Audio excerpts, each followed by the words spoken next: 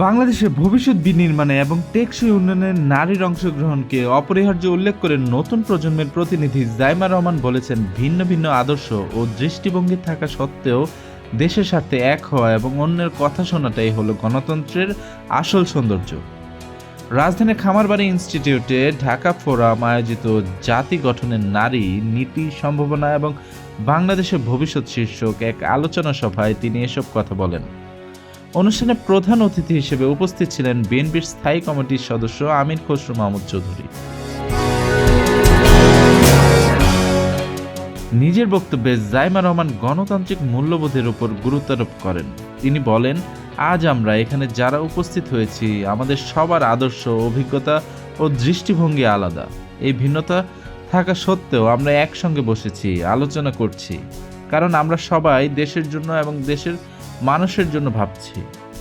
এই বৈচিত্র্য ধারণ করে একে অপরের কথা শোনা এবং আলোচনা চালিয়ে যাওয়াই হলো গণতন্ত্রের প্রকৃত সৌন্দর্য। পলিসি লেভেলে নিজের প্রথম বক্তব্যের আবেগ প্রকাশ করে তিনি অত্যন্ত বিনয়ের সাথে বলেন, আমি এমন কেউ নই যার কাছে সব সমস্যার সমাধান বা সব প্রশ্নের উত্তর আছে। তবে আমি বিশ্বাস করি নিজ নিজ অবস্থান থেকে দেশের জন্য কিছু করার আন্তরিকতা আমাদের সবার থাকা উচিত। আমি এখানে এসেছি শিখতে, শুনতে এবং সবাইকে নিয়ে একসঙ্গে কাজ করার মনোভাব নিয়ে এগিয়ে যেতে।